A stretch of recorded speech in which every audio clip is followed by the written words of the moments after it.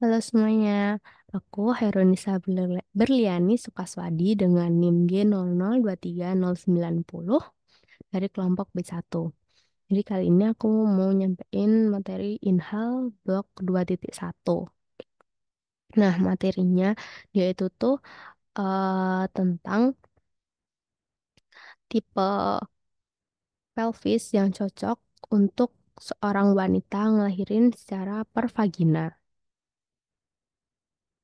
Nah, jadi sebelum seorang wanita itu melahirkan, itu bakal ada pemeriksaan yang itu tuh gunanya untuk mengetahui apakah wanita ini tuh bisa ngelahirin secara per vagina atau enggak sih. Nah, jadi tuh pemeriksaannya itu namanya tuh vagina touch atau vagina examination. Nah, secara untuk definisi umumnya tuh vagina touch ini tuh pemeriksaan yang dimana seorang bidan atau dokter nanti itu tuh bakalan melakukan pengecekan pada bagian vagina hingga serviks. Itu tuh dengan memasukkan jari telunjuk dan juga jari tengahnya ke bagian vagina dari wanita hamil tersebut.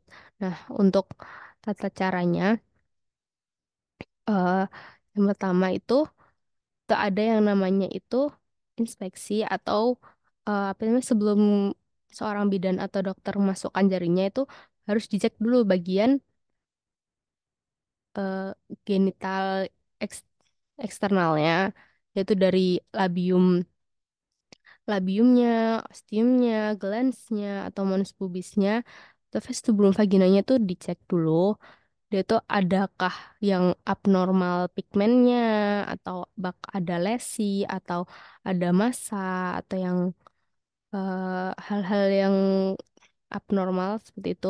Nah, nanti kalau ketika sudah lakukan inspeksi itu nanti sebelum jari itu dimasukkan nanti tuh bakal dikasih namanya tuh pelumas supaya lebih mudah untuk jarinya itu masuk dan juga melakukan pemeriksaan. Nah, jadi pemeriksaan setelah dilakukan pelumas itu nanti itu kan jari dari bidan atau dokter itu akan masuk kemudian akan mengecek pada bagian dalam dari masuk dari vagina kemudian sampai ke serviks. Nah, untuk pemeriksaannya tuh seperti ini. Nah, jadi itu dari bagian dalam nanti itu akan melakukan pemeriksaan untuk bahasa umumnya tuh kayak pembukaan. Nah, seperti itu kayak pembukaan. Nanti ini tuh dicek. Yang pertama pembukaannya tuh udah sampai berapa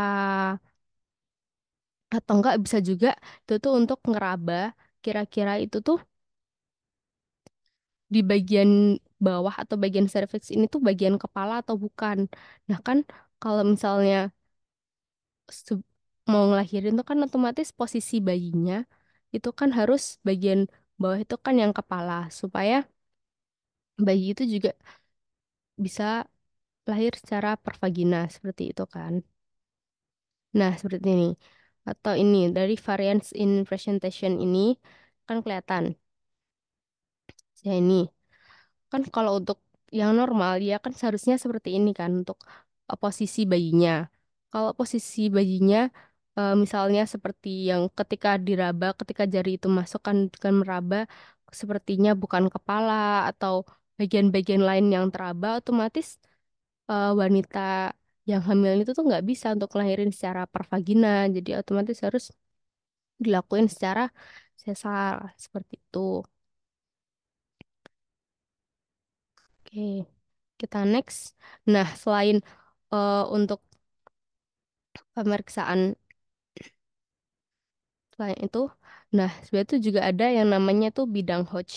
Nah, bidang Hodge ini juga dilakuin untuk mengidentifikasi pemeriksaan pada ibu hamil. Nah, bidang Hodge ini tuh ada 4. Yang yang pertama ini ada bidang Hodge. Yang pertama ini itu tuh ditarik dari setinggi adytus pelvis.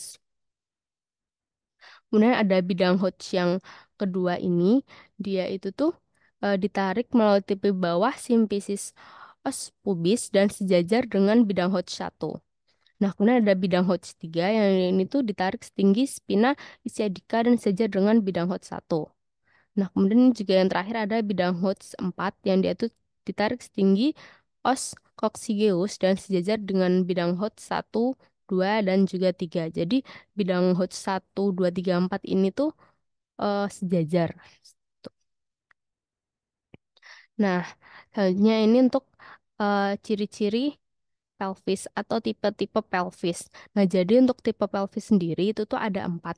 Ada yang ginecoid, platinipeloid, android, sama androporoid.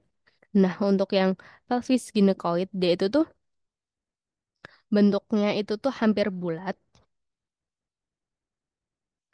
dan untuk yang tipe ginecoid ini merupakan tipe yang paling ideal untuk wanita supaya bisa ngelahirin secara pervagina.